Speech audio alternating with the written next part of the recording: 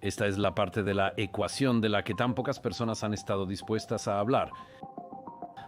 Sí, algunas personas han estado dispuestas a hablar sobre las víctimas, pero ¿por qué hemos evitado hablar sobre los perpetradores y qué es lo que realmente los motiva? ¿Por qué hemos fallado en realmente intentar comprender este culto a la muerte? Bienvenidos a Estado de una Nación, soy Eilon Levy. La guerra del 7 de octubre es un conflicto entre una democracia y un culto a la muerte. Entre el Estado Democrático de Israel luchando por su vida y el régimen yihadista de Hamas luchando por su próximo acto de genocidio. Eso debería ser obvio. Pero tal parece que no, al observar las multitudinarias manifestaciones pro-Hamas en Londres y Nueva York. Si observas la locura en los campus universitarios occidentales donde las multitudes corean a favor de la intifada y el terrorismo en nombre de la justicia.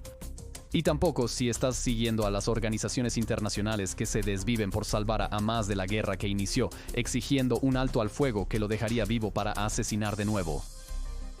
Entonces cabe preguntar, ¿quiénes son las democracias y quiénes son los cultos a la muerte en este conflicto?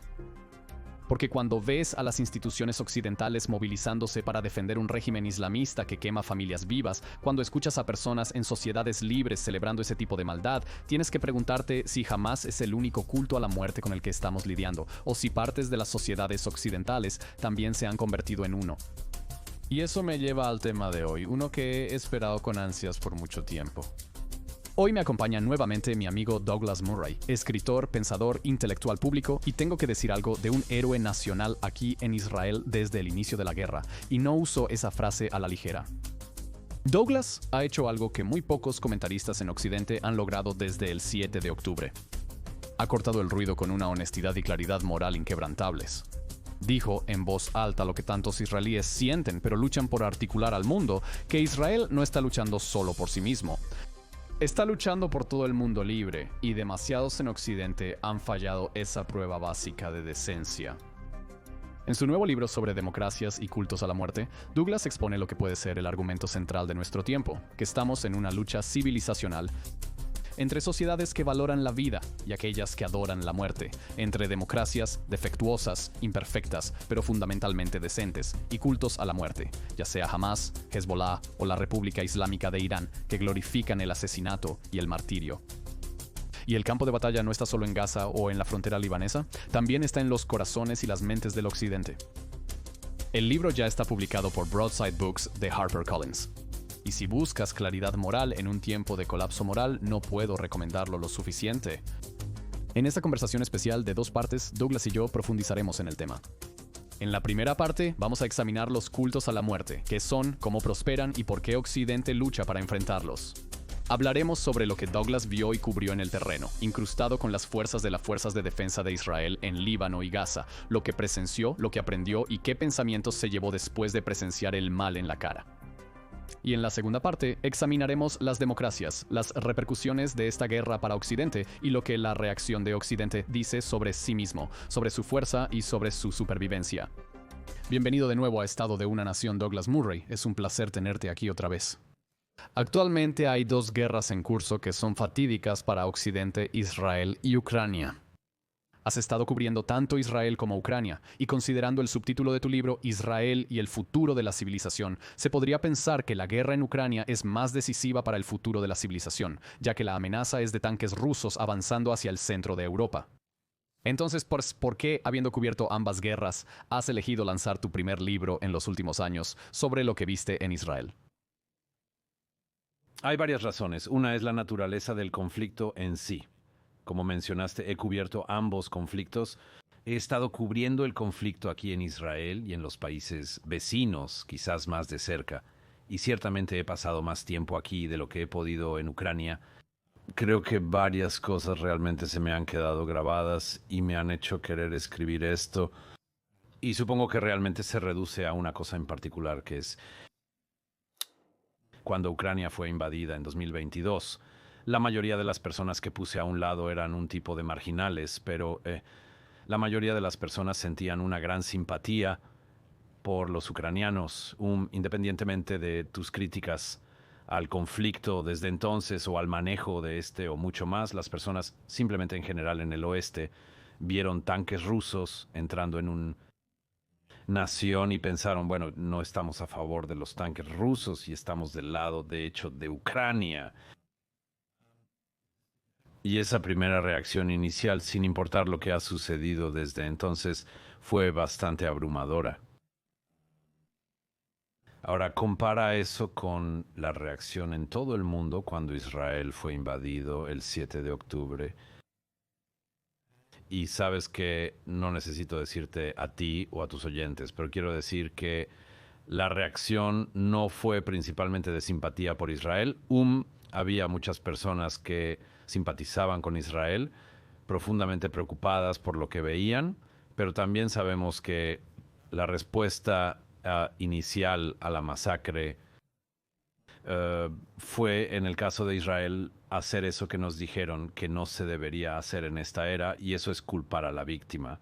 Fue culpar a la víctima de la masacre, salir en contra de las personas que habían sufrido la masacre en lugar de las personas que la perpetraron. Una de las cosas que tenía en mente desde el principio, desde el día después del 7 de octubre, era ¿por qué no hay protestas en todo el mundo contra Hamás? ¿Por qué hay protestas ya contra Israel? ¿En qué otra situación un país sería asaltado, sus ciudadanos serían asesinados, mutilados, torturados, quemados, violados? Y gran parte del mundo culparía a la víctima. Y para mí eso ha sido en el último año y medio una de las preguntas que simplemente he pasado mucho tiempo pensando y estudiando, observando de primera mano, y me parece que llega a uno de los problemas cruciales de nuestro tiempo, que es si todavía somos capaces de distinguir entre la víctima y el perpetrador, si somos capaces de distinguir entre un bombero y el fuego, y muchas personas creo que han fallado esa prueba, y eso es lo principal, que creo que es un desafío para las personas fuera del país en el que actualmente estamos sentados. Y eso realmente te lleva a mirar fijamente al corazón de la oscuridad, no solo cuando te enfrentas cara a cara con las atrocidades que perpetró Hamás, sino quizás aspectos del alma oscura, del oeste también, Bien. con ese colapso moral y la incapacidad para entender la diferencia básica entre una democracia y un culto a la muerte, cualquier crítica que vayas a tener sobre cómo se libra una guerra. Me gustaría detenerme en tu definición de Hamás como un culto a la muerte, ya que ha habido un debate en Gran Bretaña sobre cómo la British Broadcasting Corporation debería referirse a Hamás, como un grupo militante o un grupo terrorista. ¿Es? ¿Una expresión efusiva de justicia social? Quizás quiero decir, quizás el señor Corbyn piense que es un movimiento por la paz y la justicia, pero usted define a Hamás como un culto a la muerte. Tiene todos los factores que necesitarías para definirlo como tal. No es solo un movimiento que desea la muerte, es uno que glorifica la muerte, es uno que busca la muerte, venera la muerte, es un culto necrofílico. No solo quiere la muerte para sus enemigos, sino que se glorifica en la muerte para sí mismo. Digo, en un punto en el libro que solo miren la reacción de, por ejemplo, un líder de Hamás como Ismail Haniyeh, cuando se entera de que 3 de sus hijos, que son de Hamás, acaban de ser asesinados en Gaza. Él no llora. No parece inmutarse realmente. Ahora, por supuesto, sus admiradores dirían, qué maravillosa característica es esa. Eso no es una maravillosa característica en absoluto. Es una característica mortal. Está contento de que sus hijos hayan muerto en lo que él diría que es el camino del yihad. Ofrece oraciones de agradecimiento a su Dios porque sus hijos han muerto en su búsqueda de la muerte. Eso es algo que hemos visto a lo largo de la historia en estos cultos necrofílicos.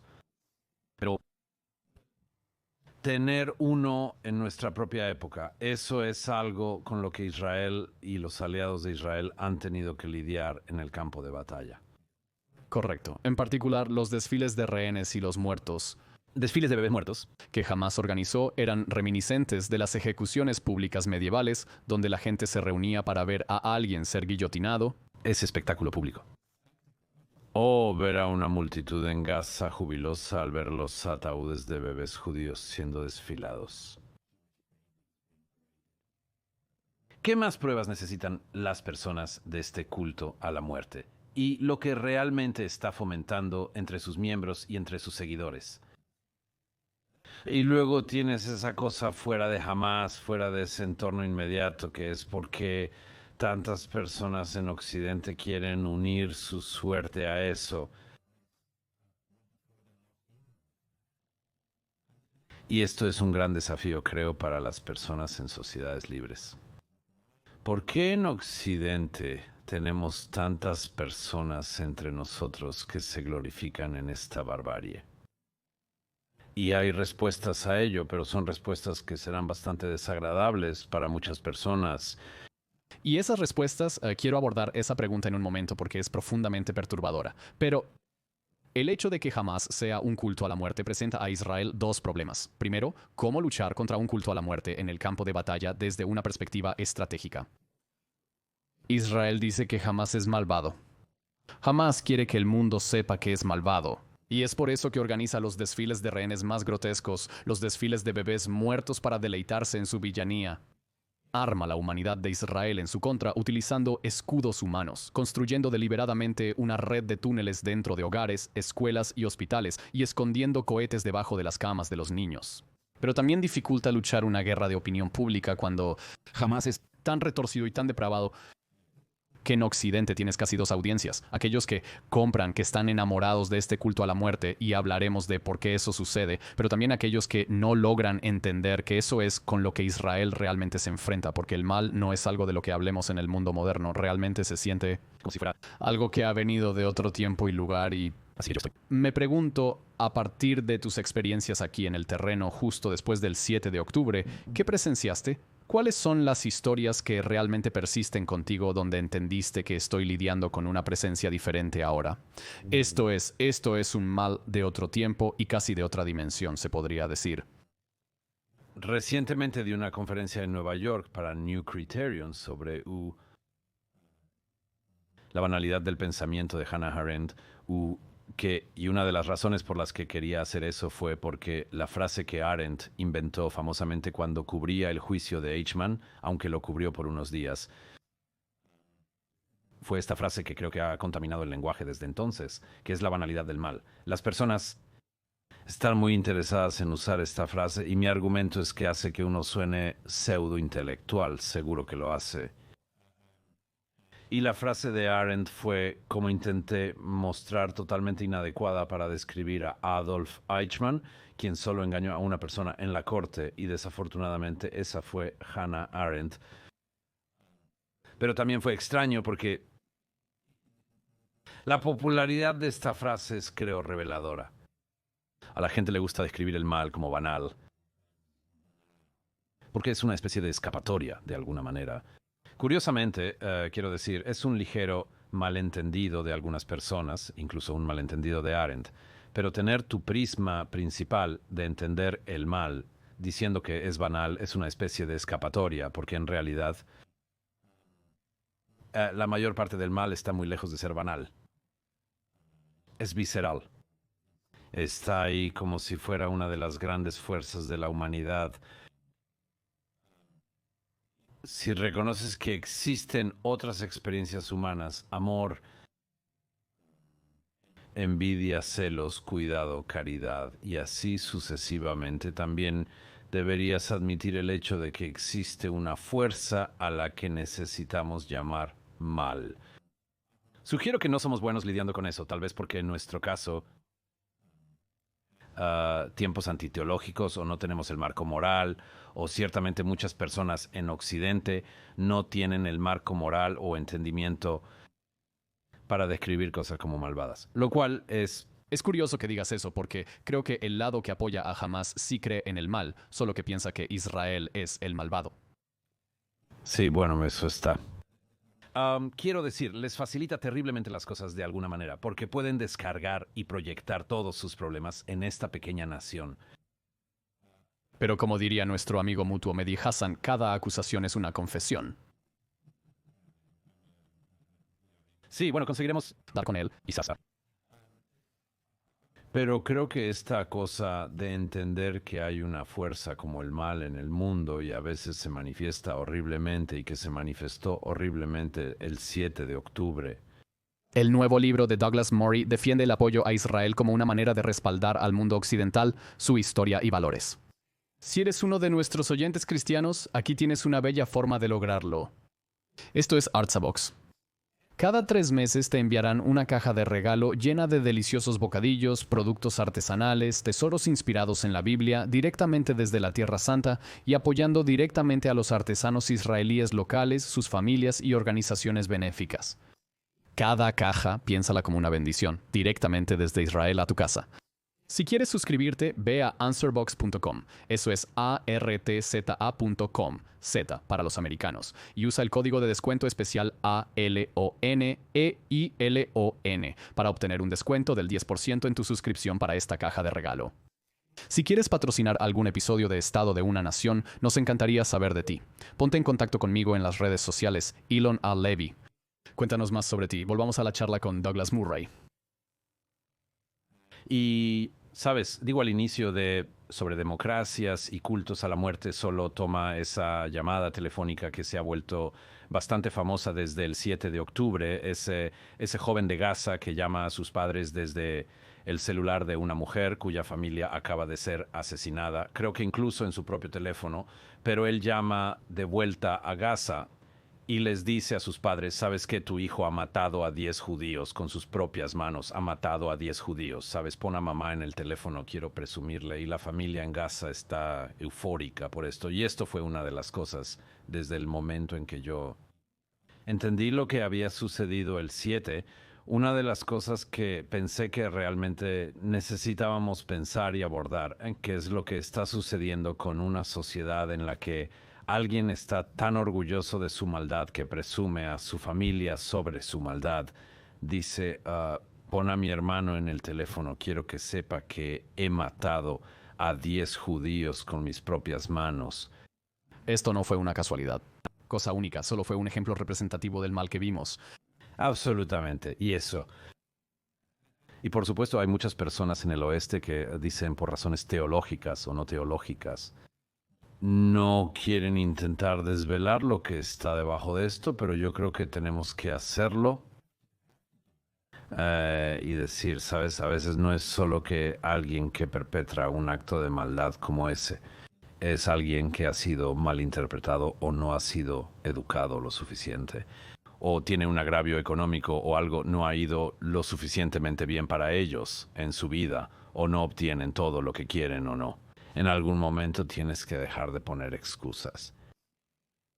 Y sabes, una de las cosas que mencioné en el libro, pero creo que realmente vale la pena abordar, es algo que la gran Ruth Wise, profesora emérita en Harvard, y como dije antes, una de las únicas personas que añade algún brillo al nombre de esa institución, Ruth Wise, dijo en el aniversario del 7 de octubre, ya sabes, muchas personas dijeron, en las secuelas de las masacres. Esta es la peor masacre de judíos desde el Holocausto, y eso es cierto, por supuesto, pero ella, con su mente aguda como un láser, tuvo la capacidad de enfocarse en el siguiente bit y dijo que no le gusta esto. Esto se usa porque, en primer lugar, dijo, se enfoca principalmente y quizás necesariamente en las víctimas, y dijo que algunas personas han tenido el valor de identificar a las víctimas del séptimo, pero muy pocas personas en el oeste han tenido la capacidad de decir, bueno, entonces esa es la peor masacre de judíos desde el Holocausto. En cuyo caso, ¿quiénes son los nazis esta vez y por qué tenemos tantos de sus seguidores entre nosotros?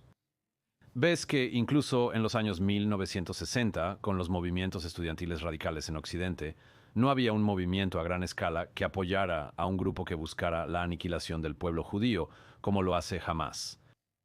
Eso existía incluso en los años 30. No era el caso de que tuviéramos grandes números de personas pro genocidio en posiciones de poder e influencia en Occidente. Y la razón por la que menciono esto es porque esta es la parte de la ecuación de la que tan pocas personas han estado dispuestas a hablar. Sí, algunas personas han estado dispuestas a hablar sobre las víctimas, pero ¿por qué hemos evitado hablar sobre los perpetradores y lo que realmente los motiva. ¿Por qué hemos fallado en intentar realmente comprender este culto a la muerte? Quizás porque es incomprensible, quizás porque la gente en Occidente quiere creer que en última instancia todos somos iguales en el fondo y todos queremos lo mismo, que es una vida buena y próspera y para Criar familias. en paz, y la idea de que existen cultos a la muerte comprometidos con una visión milenarista que operan en lógica diferente a la nuestra es tan difícil de Comprender Hannah. Arendt, en su libro sobre el juicio a Eichmann, habla de la banalidad del mal, como si Eichmann fuera un simple empleado de banco de bajo rango que realmente no entendía lo que estaba haciendo. Y tú has hablado de por qué eso no tenía sentido, incluso en el contexto de Eichmann. Pero tú has venido cara a cara con el mal mismo, porque como periodista te han llevado a las cárceles israelíes para ver a algunos de los monstruos del 7 de octubre ellos mismos. ¿Qué viste en sus ojos? ¿Viste banalidad? Quiero decir, es una de las cosas que pensé desde el principio, ¿no? Quiero ver a estas personas, si puedo, cómo describirlos. Quiero decir, estas personas son personas que aún quieren morir. Les encantaría llevarse a algunos judíos con ellos todavía. Pero todos ellos llegaron a Israel el séptimo esperando morir. Y eso, como mencionaste, resulta incomprensible para la mayoría de los occidentales. Sabes, queremos vivir y queremos que nuestras familias vivan, nuestros hijos crezcan y el mundo mejore, pero cara a cara con personas que simplemente no están de acuerdo con esa visión. Sugiero, entre otras cosas, que es simplemente un desafío profundo para nosotros. Hay una especie de subtema que he notado durante algunos años ahora, que es gente occidentales ingenuos que se encuentran con la realidad rápidamente y hubo un caso hace algunos años donde creo que un esposo y esposa o algo así de la Bahía en San Francisco o algo así decidieron llevar a dados sus trabajos y viajar en bicicleta alrededor del mundo y mantuvieron una especie de blog en línea de sus viajes hace unos 10 años o así. Básicamente partieron de América con la presunción de que la mayoría de las personas en el mundo son iguales. Todos deseamos lo mismo. Sabes, es maravilloso cómo las personas pueden tener tales teorías sobre el mundo a pesar de nunca haberlo visitado o quizás debido a que nunca lo han visitado. Pero sí, sabes, estaban recorriendo algunos de los stands y, sabes, hablando de cómo, sabes, todos los que conocieron querían las mismas cosas que ellos. Y luego un día estaban pedaleando por una carretera en uno de los stands y un camión lleno de seguidores de Estado Islámico de Irak y Siria pasó junto a ellos. No podían creer su suerte, regresaron y los mataron. Y esa es la especie de realidad que te llega rápido. Pero en Occidente nos contamos historias locas sobre el resto del mundo. Y hemos hecho, yo diría, hemos hecho eso durante un par de siglos ahora. Sabes, muchas personas Rastrear así.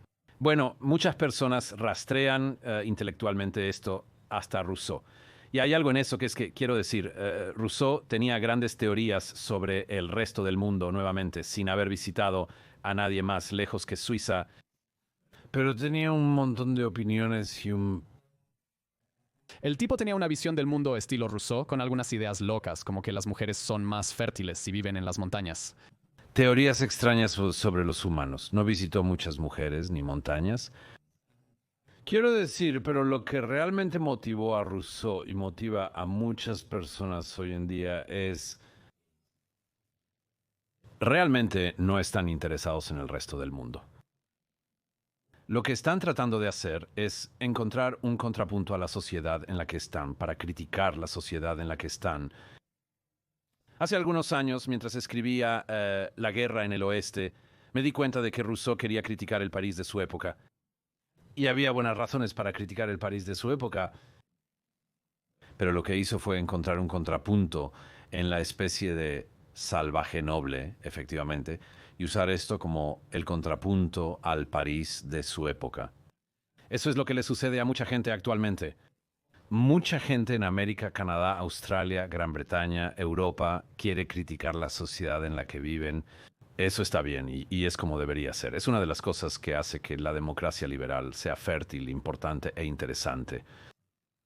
Pero luego está este terrible error en el que las personas pueden caer, que es cualquier cosa que se contraponga a la sociedad en la que estoy, la usaré como una forma de criticar la sociedad en la que estoy. Es ahí donde muchas personas se equivocan. Verás, si eres una persona descontenta en Occidente que cree que no tienes todo lo que quieres, tú Sabes que tú puede que no estés tan socioeconómicamente favorecido como te gustaría. Puede que no estés encontrando una forma de subir en la escalera de la vivienda, todo tipo de cosas así. O puede que estés insatisfecho con el cuerpo en el que naciste o lo que sea. Hay esta forma de criticar a la sociedad, pero luego decir, aquí está esta otra visión y simplemente la tomaré y la usaré contra la sociedad, quiero decir, como un contrapunto. Y de nuevo, a veces puedes hacer eso, a veces eso es eso. Eso es bastante útil de hacer, pero ¿y en este caso crees que se están aferrando a Hamas e islamismo, sí, como un contrapunto? Sí. Explica cómo funciona eso en la práctica. Bueno, funciona en la práctica cuando alguien se encuentra defecando afuera mientras vive en una tienda en el centro de la Universidad Americana para demostrar. Solidaridad con Hamas. Quiero decir, ¿no es más intelectualmente sofisticado que el enemigo de mi enemigo es mi amigo? El oeste. La civilización occidental es mi enemiga. Por lo tanto, cualquier otra persona que esté atacando esa civilización debemos estar del mismo lado. Así es. Y también, por supuesto, si te han educado para creer que la sociedad en la que vives es única y especialmente mala y malvada, entonces probablemente agarrarás cualquier garrote que puedas encontrar para golpearla. Y Ahí encontramos esta extraña paradoja entre, por un lado, las personas que apoyan a Hamas sin entender su maldad. Por otro lado, quizás sí creen que el mal existe en este mundo y que Occidente lo representa. Existe una cierta paradojalidad aquí en las personas que celebran la diversidad, quizás sin entender la verdadera profundidad de lo que significa la diversidad humana y diferentes sistemas. de pensamiento y comprensión de cómo otras personas entienden genuinamente el mundo de una manera radicalmente diferente y que el suicidio sigue siendo una cosa. El sacrificio de niños sigue siendo una cosa. Sí, sí, eso es correcto. Quiero decir, todas estas son cosas que pensamos que se habían quedado en el pasado lejano, pero como dices, quiero decir, como sabes las escenas en Gaza de la entrega de cuerpos y de rehenes vivos. Cuando te consideras progresista, puede ser difícil aceptar que no todos han progresado al mismo ritmo. Eso es seguro y quiero decir, los progresistas siempre tienen en su corazón este gran problema de que todo está mejorando, excepto por algunas excepciones muy grandes. Quiero decir, uno de los grandes callejones intelectuales de los últimos años fue creado por Steven Pinker cuando escribió su libro muy interesante, Los ángeles que llevamos dentro, que podría resumirse diciendo que como especie nos estamos volviendo cada vez más amables. No creo que los progresistas modernos piensen que el mundo mejora progresivamente. Mi intuición me dice que piensan que todo se está yendo al traste y ese es el zeitgeist dominante ahora. Bueno, eso es, siempre es interesante caer en esa pereza, tanto para la derecha como para la izquierda, pero el argumento de Pinker de que simplemente estamos mejorando y volviéndonos más amables, creo que eso es parte de la mentalidad progresista. Vamos a luchar por más y más derechos. Efectivamente, hemos hecho mucho para obtener derechos. Para las minorías, vamos a encontrar cada vez más minorías, cada vez más pequeñas, para obtener cada vez más derechos para ellas. Y así sucesivamente. Eso sigue siendo una gran fuerza impulsora, si no la principal, del progresismo. Pero el problema hilarante con esta teoría es que hemos estado mejorando cada vez más, pero tienes que tener un asterisco y al pie de la página decir, excepto la Primera Guerra Mundial y la Segunda Guerra Mundial, lo cual es una nota al pie de página importante. Y de hecho, incluso Pinker y otros cuando hablan de la disminución de la violencia, por ejemplo, tienen que admitir que lo que no pueden tener en cuenta es la violencia con víctimas masivas, cosas como que puedes demostrar que las tasas de asesinatos han disminuido, pero tienes que poner entre paréntesis, y por supuesto esto no toma en cuenta los genocidios. La teoría de los genocidios como explicación del mundo resulta muy insatisfactoria y una forma inadecuada de ver la realidad, pero tiene este gran vacío de que tal vez no estamos mejorando. Quizás el mal existe. Quizás sabes, igual que las personas tejían junto a las guillotinas durante la Revolución Francesa, así que las personas pueden saborear sus lates y comer una bolsa de Doritos mientras ven a una secta sorda como Hamás hacer su trabajo. Y la marcha del progreso no es de hecho inexorable. Me interesa la imagen que usaste antes del noble salvaje. Volviendo atrás, A Rousseau. Y me pregunto, ¿crees que tal vez jamás sea el noble salvaje del progresista moderno? ¿mentalidad? Oh, sí, absolutamente. Vamos a desempaquetar. Eso es un pensamiento interesante, sí. Quiero decir, para aquellos que no lo saben, ¿qué papel jugó el noble salvaje en el pensamiento occidental antes de entender cómo encaja a más? Bueno, es principalmente la idea de que hay una especie de personas que nacen inocentes y a quienes el mundo exterior influye de tal manera que hacen cosas malas, pero hacen las cosas malas porque nosotros les hacemos hacerlo. Correcto. Los palestinos están permanentemente absueltos de cualquier responsabilidad por su destino, infantilizados, creo, de la manera más humillante que nadie les anima a decir que necesitan asumir la responsabilidad y aceptar que esta estrategia de librar una guerra eterna, un jihad eterno contra Israel, les ha traído un desastre. Necesitan enfrentar la realidad y tomar decisiones difíciles. Siempre es culpa de Israel, siempre es culpa del oeste, está esa infantilización. Es interesante cómo jamás es visto por muchos progresistas como un noble salvaje, pero nunca había hecho esa conexión mental. Los palestinos son... Niños, Nunca pueden equivocarse. Si lo hacen, siempre culpan a otros. falta. Alguien los hizo hacerlo. Alguien los hizo hacerlo. Quiero decir, hay muchas cosas que desempaquetar allí. Primero que nada, diría que esto no es solo Israel.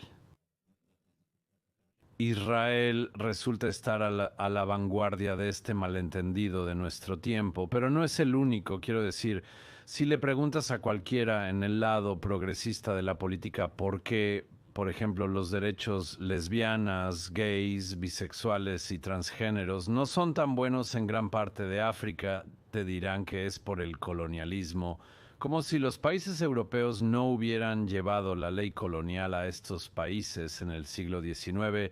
Todos serían refugios para los gays y habría una especie de club nocturno del cielo en cada calle y eso es obviamente ridículo, absolutamente ridículo. Si dices, bueno, ¿por qué hay, sabes, alrededor de 50 países musulmanes en el mundo que tienen tasas de tolerancia extremadamente bajas, por decirlo suavemente, para las minorías religiosas? Casi invariablemente se te dirá que tiene algo que ver con el colonialismo. Así que esta percepción errónea de que solo el oeste puede hacer cosas y solo el resto del mundo sufre las consecuencias de esto y cualquier cosa mala sobre ellos debe haber venido del oeste, eso es común en todo el mundo, creo que en este momento, pero Israel está a la vanguardia de eso porque está luchando por su supervivencia como nación y es por muchas razones el ojo de la tormenta y me temo que estos malentendidos que se han desatado en nuestro tiempo se desatan más en relación a Israel y al pueblo judío. Y tú y yo podemos hacer esto en nuestro sueño, pero quiero decir, si los palestinos o los árabes, si los árabes hubieran aceptado un Estado en 1947, 1948, lo tendrían. Si hubieran aceptado un Estado innumerables veces desde entonces, lo tendrían. Quiero decir, sabes, sería casi seguro otro Estado fallido, pero tendrían un Estado, otro Estado. Y aquí llegamos a la tragedia de la infantilización de los palestinos, que seguro algunas personas contrarrestarían y dirían, bueno, no sería un Estado en toda la tierra a la que tienen derecho o toda la tierra que quieren, pero decimos, mira, te estás llevando al desastre al librar esta guerra eterna contra Israel. Israel no aceptará términos que atenten contra su supervivencia, ya que no es un culto suicida a la muerte. Hamás es considerado un culto a la muerte debido a que sus fuerzas especiales, las fuerzas Nukbar, cruzaron la frontera el 7 de octubre en una misión kamikaze para asesinar, violar y quemar personas vivas. Esperaban que iban a morir, pero es un culto a la muerte porque todavía practica el sacrificio de niños porque tomó grandes cantidades de concreto para construir una necrópolis de túneles debajo de Gaza con las aberturas de los túneles dentro de escuelas, hogares y hospitales e incluso cohetes almacenados debajo de las camas de los niños, que son quizás algunas de las pruebas más impactantes que las Fuerzas de Defensa de Israel liberó de Gaza. Sé que muchas personas en el mundo que han protestado por Hamás no serán movidas por simpatía hacia judíos o israelíes, y no analizaremos el porqué. Pero creo que todavía pueden ser conmovidos y se puede hacer algún llamado a su conciencia rota con lo que Hamás ha hecho a los palestinos en Gaza. Así que me pregunto, a partir de tus reportajes, habiendo estado incrustado con las fuerzas de defensa de Israel dentro de Gaza, ¿qué viste sobre la forma en que Hamás lucha? Porque recuerda, una de las preguntas que a menudo me hacían es, mira, estamos de acuerdo en que Israel tiene derecho a luchar, pero la forma en que lucha importa. Así que también le preguntaría eso a los palestinos, de acuerdo.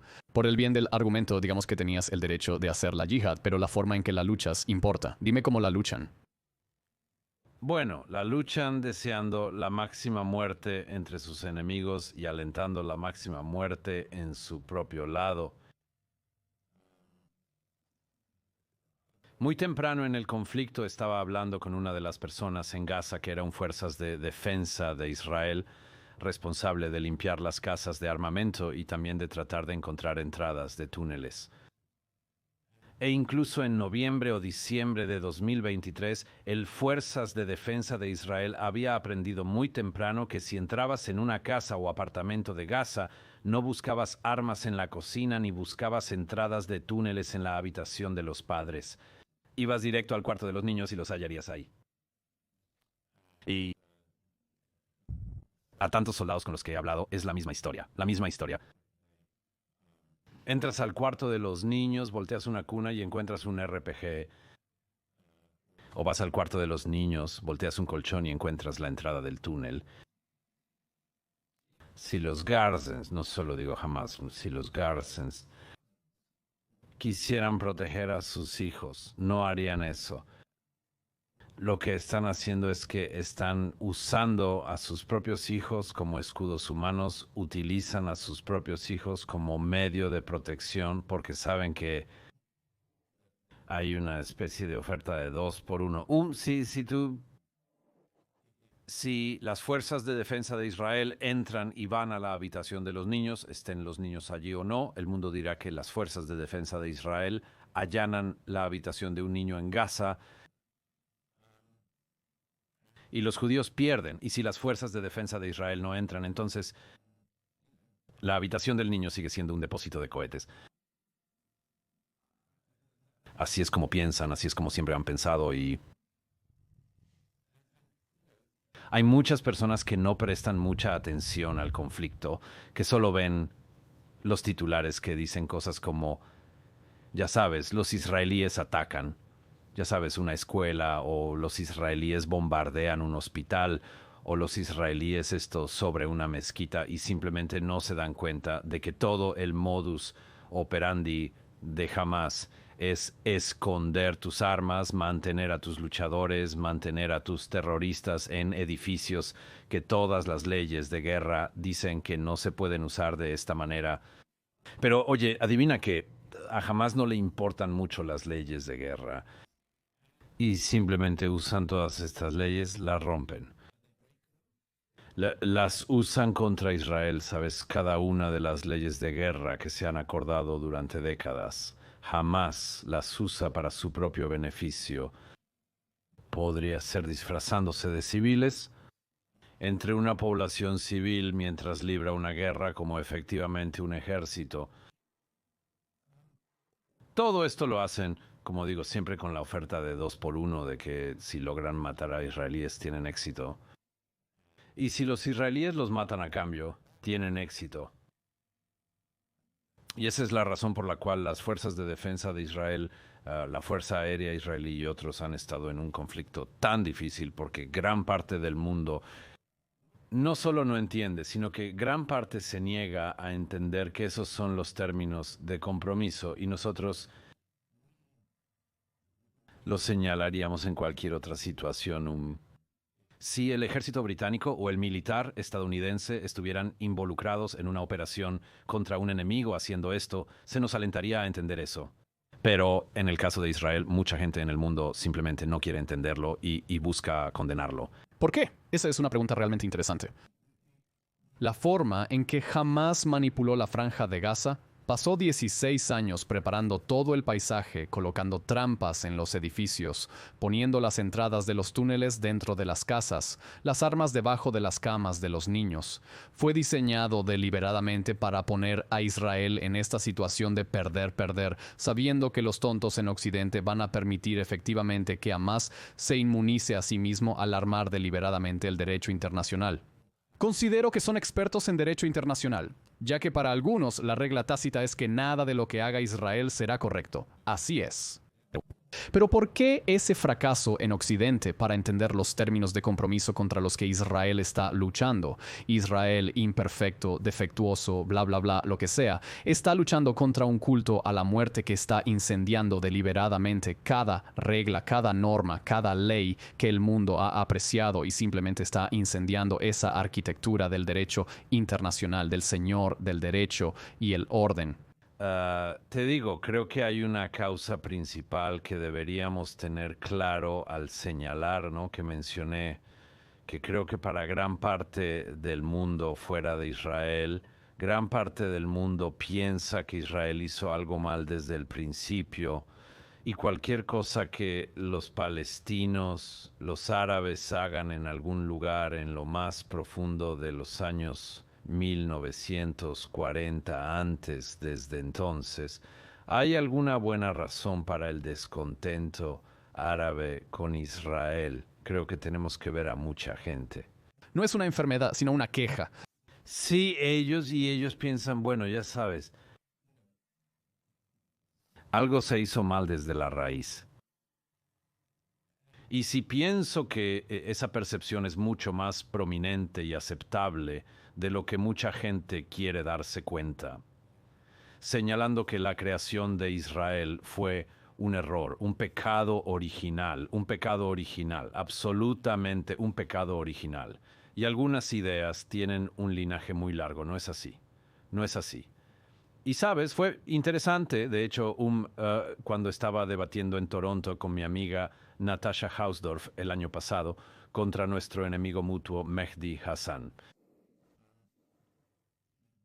Natasha usó una analogía realmente brillante que no había escuchado a nadie usar antes. Ella dijo, sabes, cuando una pareja, no sé, concibe, sabes, una mujer concibe un bebé y ella y su esposo pueden discutir sobre si se debe terminar o no un embarazo conlleva varias cuestiones éticas y morales complejas a considerar.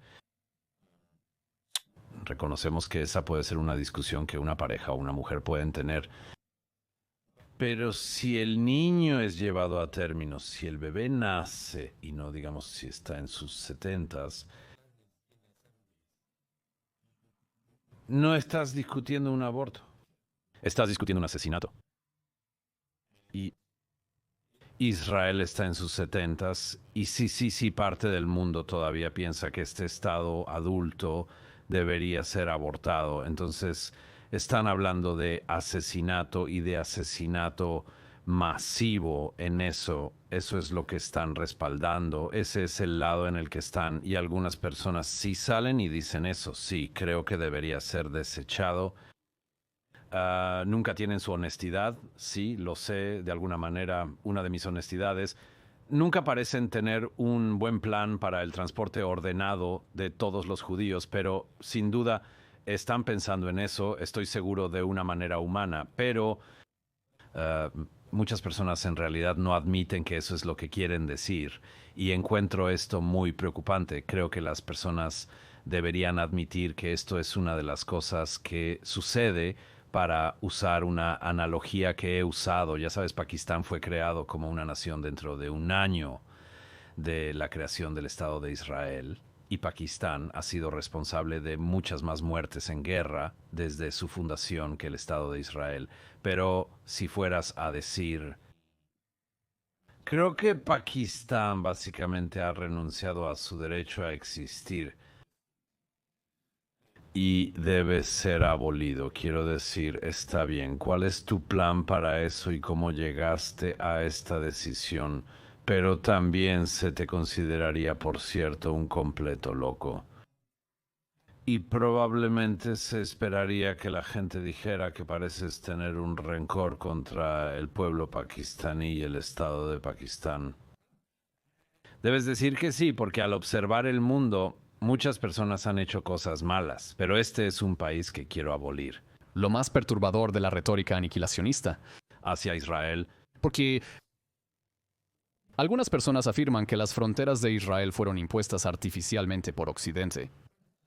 Quiero decir, por el mismo Occidente que creó las fronteras de la Siria e Irak modernos, y todos aceptan que eso es legítimo y nadie está pidiendo revisar eso. Y ya sabes, otros países nacieron de transferencias de población horribles como India y Pakistán, Grecia y Turquía. Pero no hay... Esté sugiriendo ahora que Grecia y Turquía deberían revertir su intercambio de población o que solo debería hacerse unilateralmente. Israel sigue siendo, hablamos de dobles estándares, el único caso donde la gente alrededor del oeste se siente bastante cómoda diciendo que hubo este pecado original que ocurrió hace más de 70 años y debemos volver y rectificarlo. Y creo que parte de, incluso podrías llamarlo retórica mesiánica, es la creencia de que cuando rectificas ese error, no solo estás arreglando Israel, de alguna manera estás redimiendo el mundo. Estás redimiendo el mundo, ¿verdad? Eso es... parte de la proyección que encontramos y lo discutiremos pronto. Pero quería detenerme solo en esta cuestión de los túneles en las habitaciones de los niños. Eso es lo que es especialmente perturbador, porque a veces hay una percepción que dice: Hamás es un pequeño grupo extremista de supuestos extraterrestres que no representa a los palestinos. Y ojalá eso fuera cierto. La realidad es que la forma en que Hamás preparó Gaza para la guerra requirió una gran cantidad de apoyo civil. No estoy diciendo que todos en Gaza apoyen a Hamás. No estoy diciendo que todos sean yihadistas. Pero no puedes construir una red tan masiva de túneles, desviando tantos recursos, colocando esos túneles dentro de instalaciones civiles, escondiendo cohetes en clubes de Boy Scouts y hospitales sin un grado masivo de apoyo de una población que está de acuerdo con la ideología de Hamás. La misma ideología que muchos occidentales sostienen. El Estado de Israel es ilegítimo. La violencia en la búsqueda de su destrucción no solo es moralmente permisible, sino que de alguna manera es redentora. No hay nada que podamos hacer mal, nos están obligando a hacer mal, y eso es lo que hace este conflicto aún más perturbador para mí cuando tratamos la cuestión del mal y cultos a la muerte, porque no se trata solo de eliminar a un culto a la muerte del poder, se trata de un problema social mucho más amplio y la necesidad de tratar seriamente la cuestión de la desradicalización de la sociedad palestina. Y me pregunto, a partir de lo que has visto en Gaza, ¿cuán amplio crees que es el problema del culto a la muerte? ¿Lo limitas a Hamás? ¿O extiendes tu red? Un poco más amplio. Tiene que ser más amplio. Creo que tiene que serlo. Quiero decir, solo tomemos el... Solo toma el testimonio de rehenes israelíes que han sido devueltos a casa. Es extremadamente difícil encontrar a un rehén que haya regresado de Gaza, que tenga una historia de algún gazatí siendo amable con ellos.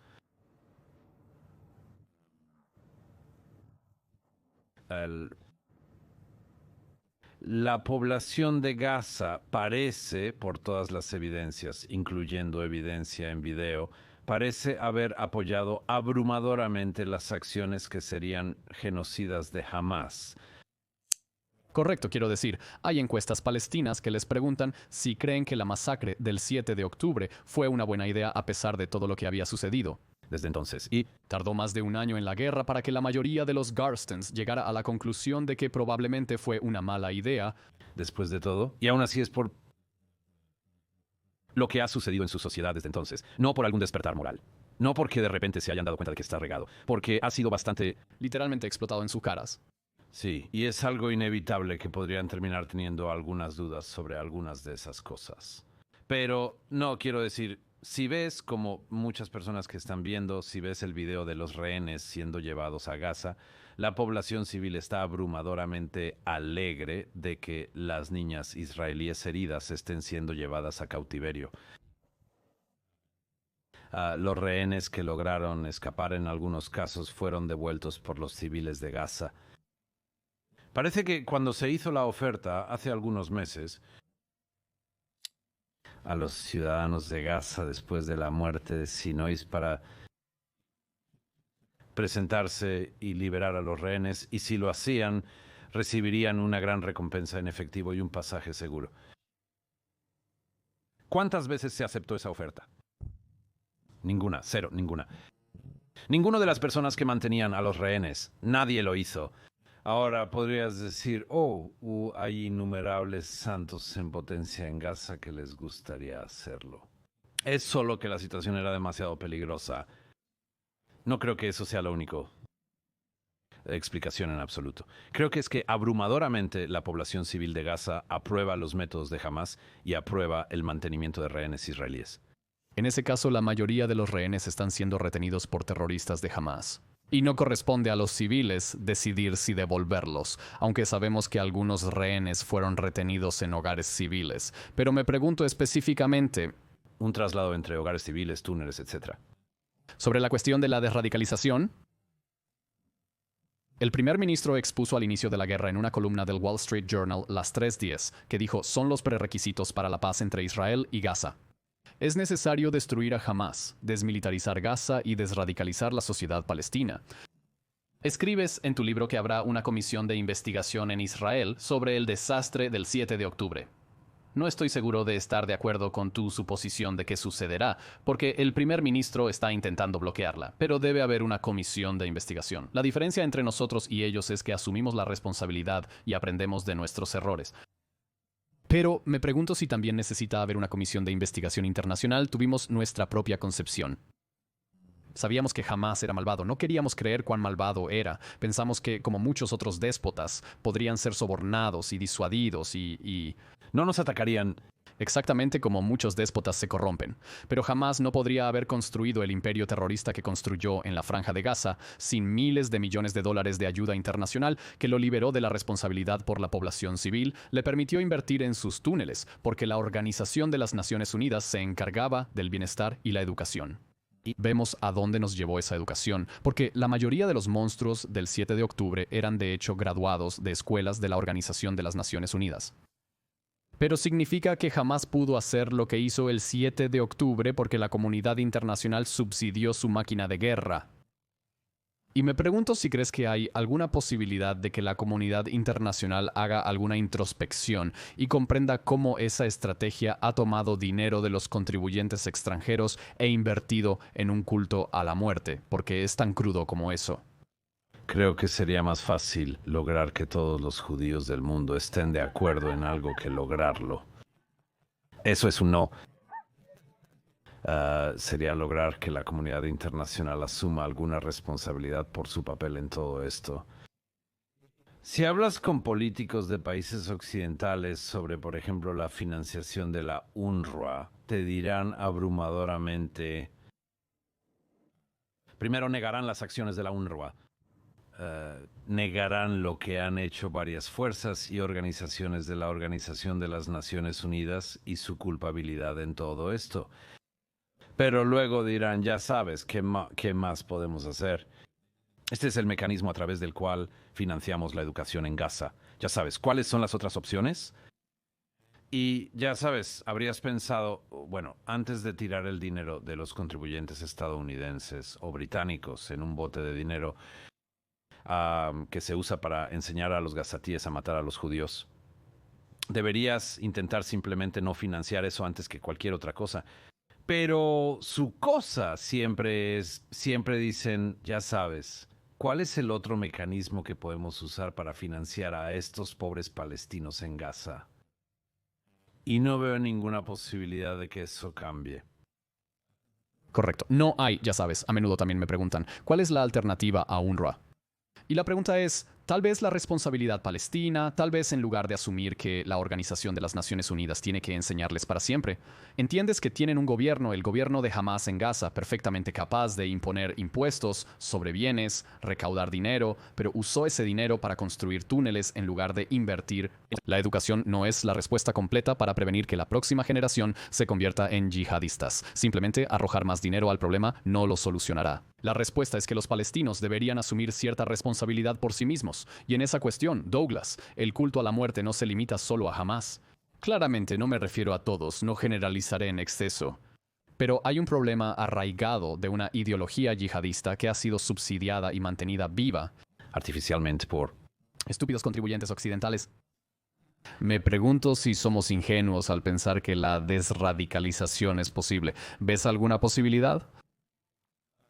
Creo que eso es bastante ingenuo en la estructura actual. Diría dos cosas al respecto.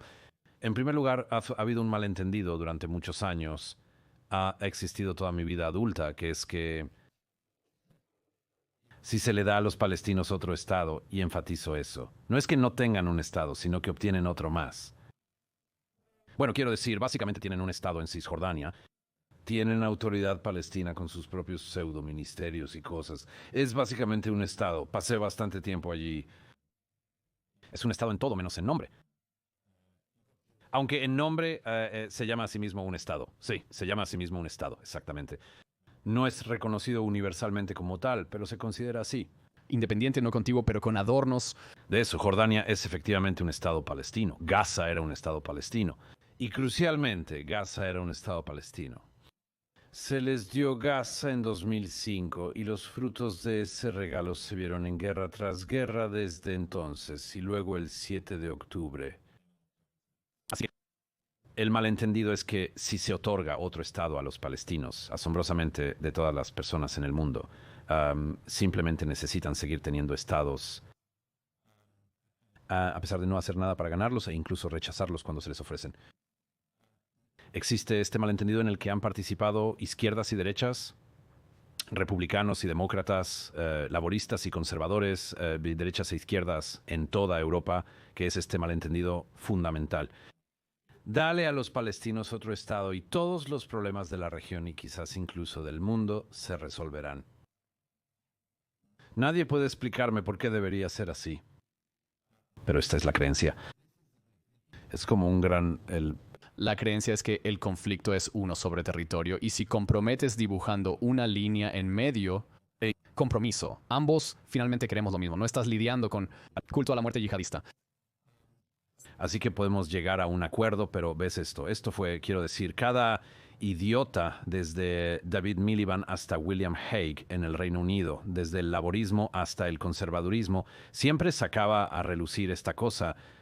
Ya sabes, la solución a los problemas en el Medio Oriente es la creación de un Estado palestino, nunca reconociendo de nuevo que ya hay muchos estados para los palestinos. ¿Por qué debería ser el caso de que otro Estado palestino desbloquearía, para usar el término que siempre usan, desbloquearía todos los problemas de la región? Nadie puede explicar. Podrías tener otro Estado palestino gobernado por cualquier entidad corrupta o terrorista que quisieras y todavía habría problemas en Yemen. El gobierno revolucionario iraní no se volvería de pronto un régimen progresista, tolerante y pacífico solo por darle otro Estado a los palestinos. La economía de los países empobrecidos de la región no florecería. Egipto no estaría mejor. Ese es el primer malentendido. Es solo esta idea estúpida que es demostrablemente falsa de que la creación de otro Estado palestino resolvería todos los demás problemas en el Medio Oriente y quizás en el mundo entero. ¿Sabes? Para usar el tipo de eslogan idiota que se ha usado bastante en América, ¿sabes? Algo así como que es cosas como... La injusticia en cualquier lugar significa injusticia en todas partes. ¿Sabes? El tipo de... que sí, de nuevo, si resuelves el problema de la cuestión de la estadidad palestina, inmediatamente obtienes menos coronavirus disease en Berkeley. Es cierto, esta creencia sostiene que casi todas las formas de opresión e injusticia están interconectadas de manera cósmica. Entre sí, sí, es una idea idiota de la Academia Americana de las últimas décadas. Sí, todo está interconectado. Si encuentras, por así decirlo, la peor injusticia del mundo, que es lo que ellos piensan que el problema palestino es que si se resuelve, todos podrían someterse a una cirugía de cambio de sexo en California. ¿Sabes? Básicamente hasta donde uno puede discernir algún patrón en sus creencias. Esto es lo que realmente parecen pensar. ¿No crees que los estás caracterizando ligeramente mal? No, estoy siendo infinitamente generoso en mi análisis en este momento, pero permíteme pasar a la segunda cosa de eso. Entonces, la primera cosa es este malentendido acerca de qué otro estatus palestino. Pero luego llegas a la segunda cosa, que es que efectivamente no ha habido ningún plan de la comunidad internacional hasta hace muy poco que resolvería el problema existente, que es la creación interminable de cultos a la muerte entre los vecinos de Israel, y hasta que Trump recientemente comenzó a hablar de despejar a los civiles de Gaza, alentando a los civiles a abandonar Gaza y mudarse a otro lugar mientras se reconstruye. El único plan que parecía tener alguien en la comunidad internacional era detener la guerra, gastar miles de millones de dólares y libras de euros del dinero de los contribuyentes extranjeros para reconstruir Gaza nuevamente, solo para que los gazatíes hagan lo mismo en un par de años. Y no creo. No creo, quiero decir, habiendo hablado con los responsables de políticas en la Unión Europea y en otros lugares, no creo que nadie sea tan ingenuo como para realmente invertir miles de millones de dólares o euros. Se utilizó dinero público para reconstruir Gaza. Creo que solo piensan que jamás desaparecerá mágicamente y aceptará ceder el poder. Quiero decir, ¿cuál es el plan en Ucrania si congelas el conflicto con tanques rusos listos para avanzar? De nuevo, ¿cuál es el plan además de esperar que los problemas desaparezcan y eludirlos? Porque como el mal, preferimos no enfrentarlos. Bueno, verás, estoy a favor de enfrentarlos y estoy a favor de intentar resolverlos. Entonces, ¿cómo resolvemos el problema del culto a la muerte de Hamás? Una cosa realmente importante es porque la guerra ha durado demasiado tiempo y realmente quiero que termine ya. Entonces, ¿cuál es la idea de Douglas Murray para cómo derrotamos al culto a la muerte de Hamás? Bueno, lo primero es que he dicho desde el comienzo de este conflicto que la pregunta no era, ¿es esta la cuarta o quinta guerra de Gaza en preparación para la sexta, séptima, octava, novena, décima y así sucesivamente? Pero es la última guerra de Gaza. ¿Es esta la tercera guerra del Líbano o la última guerra del Líbano? Y estoy a favor de que sea la última guerra de Gaza, la última guerra del Líbano. Ahora, no creo que sea sostenible si tienes que mantenerlo y no tienes otra opción, pero es bastante insostenible para un país tener que tener una guerra en el sur cada pocos años y una guerra en el norte cada década y media o algo así. Decir que es subóptimo es minimizar profundamente las cosas. Creo que lo más importante es, y de nuevo es algo que he dicho mucho durante este conflicto, pero reitero, la gente tiene este malentendido, particularmente en Occidente, entre los políticos ingenuos y otros, que el conflicto termina alrededor de la mesa de negociaciones, y no creo que sea así. Creo que el conflicto termina con Hamás perdiendo e Israel ganando, con Hezbollah perdiendo e Israel ganando, con el gobierno revolucionario iraní perdiendo e Israel ganando. Y otras personas podrían querer que los mulás ganen. Está bien. Yo no. Quiero que Israel gane este conflicto. Y para que eso suceda, no es suficiente que Hamás sea derrotado y sus patrocinadores sean derrotados. Tienen que saber que han perdido y tienen que pagar un precio por iniciar la guerra. Es por eso que, aunque hay mucho que necesita ser detallado en el plan de Trump, es por eso que no me opongo de ninguna manera a lo que él ha sugerido. Creo que no hay ninguna razón por la que en toda la historia de la guerra, si un Estado lucha continuamente, guerras de agresión e invasión, intentó aniquilar a sus vecinos y sigue perdiendo, que debería seguir teniendo la oportunidad de hacerlo de nuevo. Creo que deberían perder, y en el caso de los palestinos, los árabes de Gaza, eso incluirá perder territorio, y eso es como debería ser, en mi opinión. Y deberían saberlo. Han perdido, y ese es el precio que se paga. por invadir a tus vecinos y matarlos. No puedes simplemente empezar de nuevo desde el status quo ante. No puedes simplemente fingir que no lo hiciste. Después de intentarlo de nuevo y perder unos años más tarde, se pierde territorio, ya sea en su totalidad o parcialmente. Pero sí, eso es. Ese es el precio que pagas y ese es el precio que pagas por comenzar una guerra. Ese es el precio que deberías pagar por perderla. Lo cual es anatema para el consenso en gran parte del mundo, por supuesto, donde La creencia es que la guerra continuaría si se salieran con la suya.